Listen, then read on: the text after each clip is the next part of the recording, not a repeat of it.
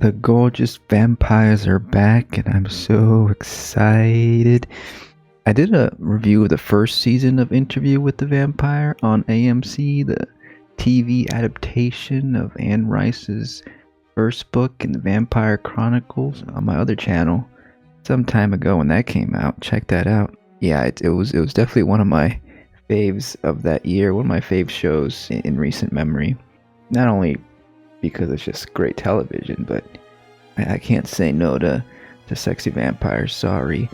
I think they did a good job of modernizing the story, and I think it did a good job of dealing with race, with Louis being a black vampire this time around.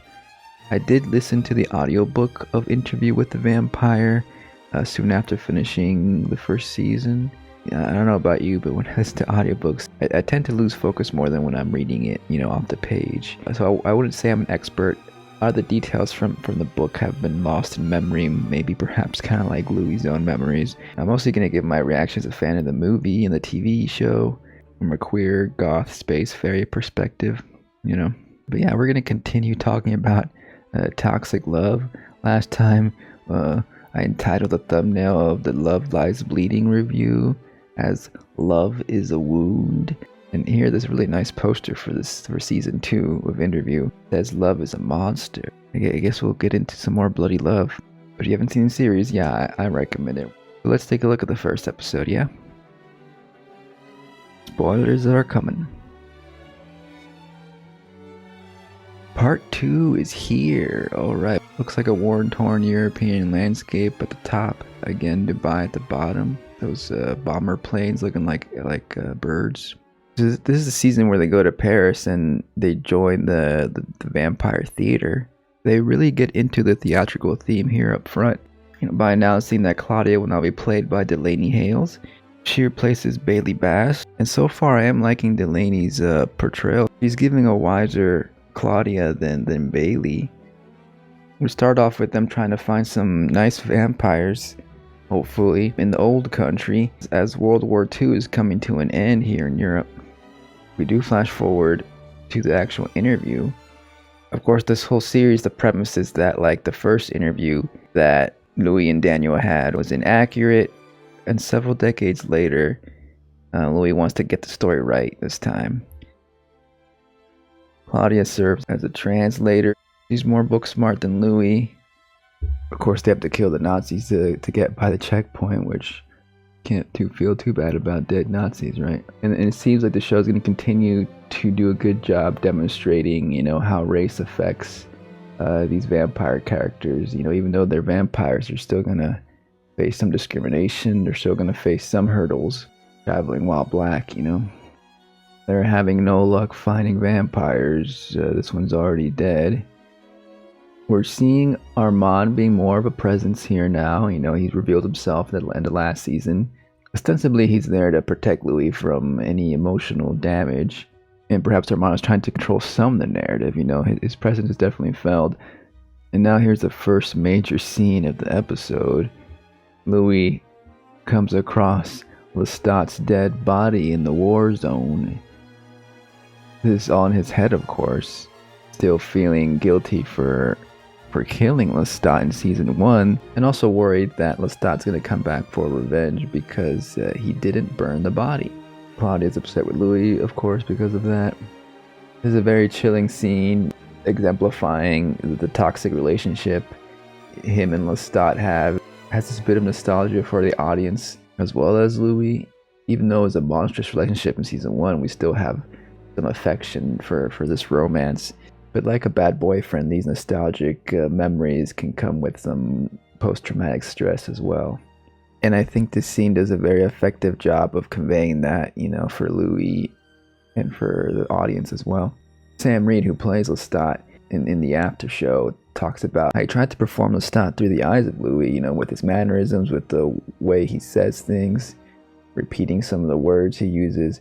Because again, this is Louis' own fear and guilt manifesting in this vision of Lestat. And here we get a little sneak peek of the show playing more with genre, the tales of vampires in villages hunting and killing off people in the dark woods. They're shooting up the graves. The soldiers, concerned that they'll turn into vampires. So this is the ending of the war. But a lot of these soldiers are still like not quite sure if the war is over. I think these are Russian Bolshevik soldiers, having already driven out the Germans. Amelia here kind of comes in almost like a little bit of a savior here. I like how we're introduced to all these different cultures all in one here. This scene feels very lived in. Oh yeah, of course the soldiers take a rabbit as payment, without even asking. Perhaps if these were Nazi soldiers, things would have gone a little bit different. Do note that here Claudia refers to Louis as her father here, calling him Robert. Everyone's a bit surprised because they haven't seen an American, probably haven't seen many black folk, I guess, as well. Amelia softened things a little bit by saying, oh, like they haven't seen a good-looking man in a while. Claudia here is suspicious that folk here are worried about vampires in the night, monsters. There's that garlic earlier. She saw some crucifixes. She's hoping to find some real life vampires, of course. Louis is a bit more skeptical. And here comes along Morgan, a English reporter stuck here who happens to love Amelia. He's really into her. This whole little shelter here is really nice with all these people. I think that they did a really good job of like giving all these characters these like specific personalities, unique personalities, well-rounded. Claudia shows some surprise here when he corrects Amelia here. It's like, no, it's actually Louis. Perhaps Claudia's a bit more strict when it comes to keeping their identities secret. Maybe Louis at this point feels like, oh, like we're in a safe zone here. These people aren't gonna come after us, so we should let our guards down a little bit. I think is what Louis is thinking. So Louis, acting as a father figure here to Claudia, tells her to go off with the children. I'm sure Claudia's a bit annoyed by the idea of always being treated like a child, but I guess she understands, along with Louis, that like she can get some information from the children. She goes off and she kind of accepts the idea that like as a vampire stuck in a child's body, she can use that to her advantage sometimes. Here's a scene where Louis basically misremembers, and he has to correct himself and correct Claudia's writing here. It plays with the medium of TV and editing here in a good way to convey this idea that like what we're watching is just a retelling, a memory, an adaptation, you may say, of actual events. He points out that Amelia wouldn't have talked about the wolves and the dangerous things in the night with Claudia around because she was perceived as a kid, right? So he's correcting the story. It's like, oh no, actually she said this when Claudia left. But this narrative structure of like flashing back and forth, correcting, rewinding, it makes the show more exciting, keeps you on your feet. You never quite know how true these retellings are, and it also goes to show that like Louis is in fact actually wants to get it right. He wants to get the truth out there. Last season, perhaps we thought maybe he was intentionally lying, about certain things. I think they want to establish here that no, Louis in fact is trying to get it right, while maybe it seems Armand is the one who wants to control the narrative a little more. Maybe Armand wants to hide some things, and Daniel seems to be suspicious of this. Louis here is trying to make it clear to Daniel that doing this interview was his idea all along. Armand is not part of it. Armand didn't even want this interview in the first place. How dominant is Armand in the relationship between himself and Louis? And are you more on the side of Daniel right now? Or you're more suspicious? Or are you going to give, Armand the benefit of the doubt and think that, oh, maybe he's just a little bit, he's more concerned with Louis' mental state and not so much trying to control the narrative. We'll see what happens when Louis gets to Paris and he starts talking more about his first meetings with Armand. Maybe then Armand will pitch in and we'll start giving more details, and we'll see at the end of the episode. It seems like it's going to go that way. So here Claudia's hanging out with the kids. She experiences some racism here from these little twerps. Delaney Hill here plays Claudia, more assertive, more self-assured. which I think fits well with this point in Claudia's story now that she's like past her fledgling naive vampire self from the first season. You know, maybe Claudia from the books or the movie who's younger, who's white, would try to or have an easier time befriending the kids here, getting on their good side. But here in this version, of course, Claudia doesn't care to ingratiate herself with the kids, which makes sense. I like how this all plays out. I guess they're explaining more that the shooting of the coffins is more superstition. Doesn't really make it clear that it's really about vampires that they're worried about. But you can surmise that that's one of the superstitions. Some good, nice banter between Morgan and Amelia here. Really fun stuff. I think they did a really good job with these characters. You really get to like them, and you know, makes the ending a lot more tragic. Claudia goes to investigate to see what all these superstitions are about, and she finds a zombie vampire. They call it a revenant. You know, it's like a lesser vampire, I guess, that is like came out wrong. She tells this revenant here not to drink dead blood. You know, he responds by slapping her like a know-it-all child that doesn't know their place. You know, that's why I feel like that vampire here is just thinking in their head. Of course, we later find out it's actually a very childlike vampire when Mama comes around. Yeah, okay, so here's a scene where Morgan's like, are you a red? You know, he wants to know, are you a Bolshevik or an American deserter?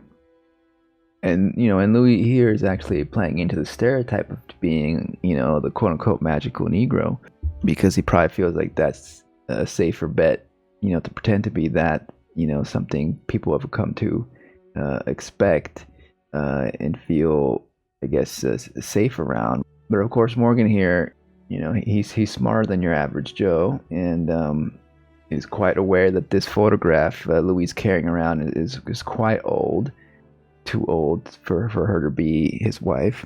He basically tells him to stop digging for the truth. You know, and for a moment when he asks about whether he's a red or not, I'm like thinking, oh, maybe Louis will reveal some of his politics. But you know, it makes sense that, you know, as a vampire, he's unconcerned with the war and politics of humanity, really. So of course, Louis brushes the whole thing off. It's like, no, you know, you're just too drunk. You know, you're drinking too much. Claudia's all excited that she saw this vampire. She has to get her shoulder fixed. You know, it's no biggie. She's a vampire. She'll heal as long as her bones are popped back into place. There's a fun little moment here where you like shows that Louis knows how to find rats real good. Like, he's an expert at finding rats. Yeah, so basically Claudia here is upset that all the vampires she knows are awful to her. You know, Louis, you know, probably the best one. You know, all Claudia wants is just to find some decent vampires, at least one decent one. Louis is remembering that he can sense that Claudia was dreaming, which contradicts what she wrote earlier, that she doesn't dream, right? He senses that she was having these nightmares, and all these memories start flooding back in, and he gets really emotional. I think the scene, like, I get what it's trying to do. I think maybe the performance was a little bit too dramatic. If anything, the bloody tear sells performance as heightened vampire drama, you know? And so the tragedy begins with Amelia gotten wounded. Seems she was bitten. You know, the whole village is like, oh shit, we gotta end her before the evil spreads, you know? Everyone's all paranoid. Morgan wants to save her life. Some other woman comes by and she's like, well, we gotta chop her head off. That's the only way we can make sure she doesn't come back to life. Morgan pleads Louis to do something. It's an interesting situation here, because, like, what exactly could Louis do as a stand-up moral person that maybe Morgan believes Louis to be, and maybe perhaps wants him to be? He could at the very least voice some anger, but also as a black American wandering traveler, would he really have any power at all? Suspicions might turn on him. Soldiers might beat Louis up or something. Like, it's not as easy to protest if you're in Louis' situation right here. You know, but of course Morgan is acting in desperation, of course. Even in his position, Louis is a vampire, so he could reveal himself and actually use his power to stop this death. So here the point is to show that Louis at the end of the day is gonna stick with Claudia. You know, Claudia isn't so concerned with these matters. She's not as sensitive to the despair of humans. You know, as a human he can't do anything, and he's not gonna risk revealing himself as a vampire to save Amelia and Morgan, this person he just met. He's more concerned with protecting Claudia, and he chooses vampires over humans. Even if Louis were to lash out and kill the soldiers, you know, to save Amelia's life, that would cause too much chaos and a mess. All those people around, you know, even as a vampire, if you have a whole village hunting you, it could still be pretty dangerous. I guess the scene is just kind of to show like they can't rely on these friendly humans. They can't rely on them. They're gonna eventually turn on them. You know, they're always gonna feel othered, perhaps because of their race, but more specifically because of their vampire status. So they're gonna try to find that vampire. They leave some bait, and here comes the Revenant. This time though, Mama shows up. You know, and she's looking a lot healthier, you know, not quite as healthy as Louis and Claudia, but you know, she's looking better than her son there. But things get violent and they have to defend themselves. Claudia ends up gouging the eyes out of the zombie vampire, and then things shift as the mother vampire here, she decides to kill her son right there. He's going to be debilitated, blind for the rest of his living vampire life. She decides that's better off to just end him right here. The scene works really well. Really feel that emotion. This actor's playing it really good. And we don't get to see these old, you know, witchy hag vampires much. I can't even think of the last time I saw a vampire like this. And of course they're intrigued. So they follow her to her vampire castle. And turns out she's been, you know, creating these revenant vampires for a while now. You know, she reveals that there's really no more vampires left around. And she's like the last one. Louis is saying how the reason why you're so weak and the vampires she's siring aren't turning out so well is because all the blood here is tainted. With all this suffering from the wars, you know, which I believe is an addition that wasn't in the books. So, you know, in this iteration of the story, it would seem that in order to be a healthy vampire, you need to feed on the blood of people who are not in despair, perhaps the blood of the joyful, the happy, the rich, perhaps, who have little suffering in their blood. And so for a moment here, we think, oh, like, they're going to have a new companion. They're going to go across the ocean and they're going to build a new vampire community. It's going to be wonderful. All roses and peaches. And Claudia's buying into it, you know. But, you know, any discerning viewer is like thinking, okay, this is a little bit too good to be true. Something bad's about to happen. And it does. She jumps into the freaking fire. I can see how this moment may be a little bit too comical, you know, how it just happens so quickly. You know, I think if we had a little bit more time with her, maybe if the season was expanded a couple more episodes or something, maybe this would have landed better. I get what they're trying to say. You know, this vampire's a doomer. You know, she's seen it all, and she has no faith in this world anymore. And of course, it would, you know, change the trajectory of the story way too much for her to be included in this little posse of vampires. So I think maybe, you know, the editing, something like it just felt a little bit too rushed, too on the nose, I guess. You know, and also like people who are watching with commercials, I think this could just feel very jarring. It's like, oh, break to commercials now. Like lessens the impact as well, you know. And even without commercials, like these little, because it's edited to have commercials in breaks, like it really kind of messes with the flow and just messes with the pacing. Just an unfortunate reality of the show being on AMC. We're back into the domestic life of Louis and Armand. Just a typical marriage drama here.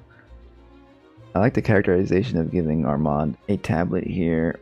You know, he's a little bit more in tune with with the techie side. Instead of a book, you got your tablet, which you can also control your lighting with, you know. Working with the future vampires. So here Louis actually is interested in these missing pages that were torn out from Claudia's diary that we saw in season 1. Armand, you know, is keeping that from Louis, so it's like, well, what is his intention? He says his name's in those pages. He doesn't want Louis reading perhaps slanderous things about him, you know. Claudia is supposedly mistakenly attributed to Armand or something, wants to protect his image, and perhaps wanting Louis from re-experiencing some trauma through the words of Claudia. But it is a bit, you know, it is a bit suspicious, like, why exactly don't you want me to see those pages, Armand?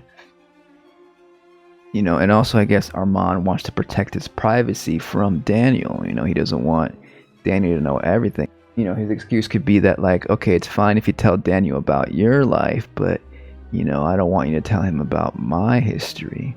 Louis reassures Armand, it's like, I won't share those details with Daniel, you know, but I want to read them for myself so I can try to piece things together for my own story. Armand here, though, redirects the conversation a bit by pointing the finger back at Daniel, that, you know, he's trying to take control of the interview and craft a story that benefits his book, and not concerned so much with the mental well-being of Louis or the actual truth. And he's saying that Louis should just end the interview. And, you know, Louis gone too far. He doesn't. He wants to get this recorded. So he agrees to show him the pages. Armand brings up Daniel from the past, and, you know, the boyish interviewer who was fumbling around. So it seems that Armand feels like he can connect with this more naive, malleable Daniel and gain more control of the narrative. And maybe is he saying he's trying to get some info from Daniel as well regarding his past and what happened after the first interview? We can have him saying what happened next in no time. I don't know. And so how are they going to take control of the narrative? They're going to do it together. We do it together. This creaking sound here is really, really interesting.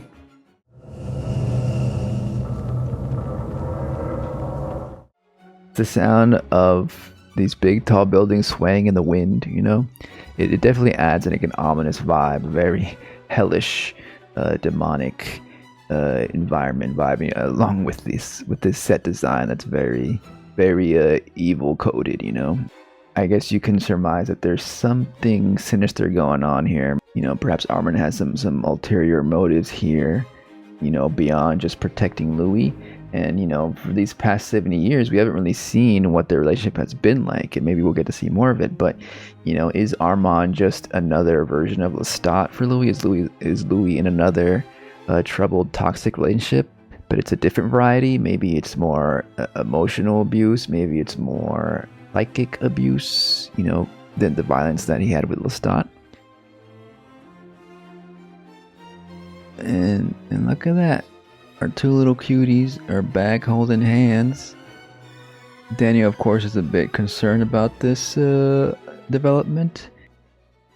You know, I think as a viewer, we're meant to be kind of like with Daniel on this, the idea of like, okay, this seems a little bit suspicious. Like, it looks like Armand is taking control.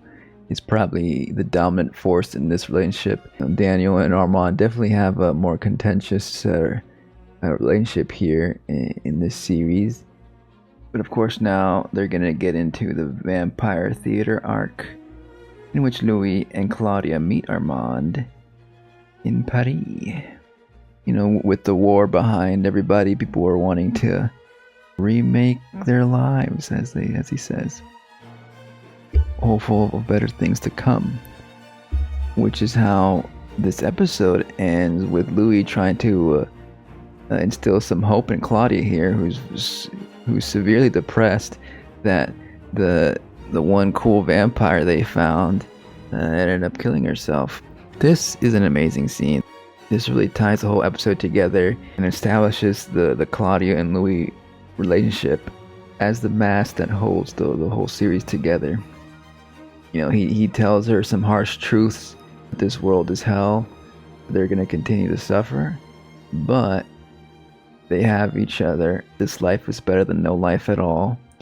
He doesn't want to see her succumb to depression and end her life. And that if she was the only vampire left in this world, it would be enough, you know.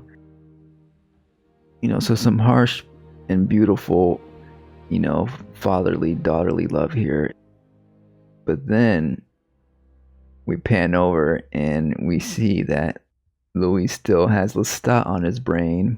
As he says back and forth, you and me, just you and me. This loving speech becomes more ambiguous.